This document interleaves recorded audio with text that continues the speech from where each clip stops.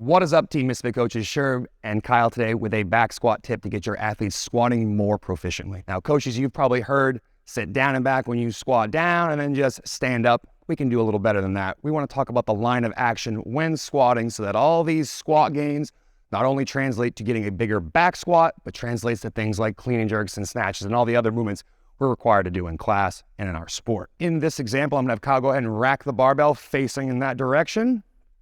And we're gonna pay attention to something very particular, which is gonna be his hip, right? So coaches, oftentimes easiest place to spot is where their shorts and their t-shirt come together. That's pretty close to their hip. And we're gonna ask the athlete to squat down and back. We're gonna notice that as he squats down, hips go backwards and down.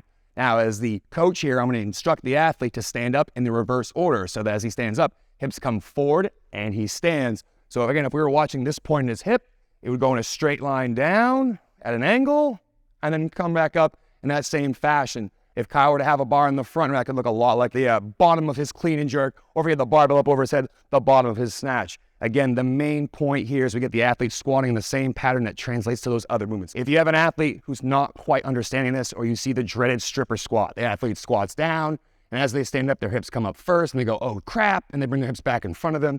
The cue as coaches is to say, as the athlete squats on down, to think about keeping their hips under their shoulders as they stand. And in fact, think about bringing those hips forward as they stand up. So again, making sure there's repeatability in this movement and that this back squat will translate to those other movements. So coaches, when you get into your next back squat session and you're having athletes get up to those heavier weights, make sure they can retrace the movement. As they squat back, the back goes down and back. And as they stand up, hips come forward and tall.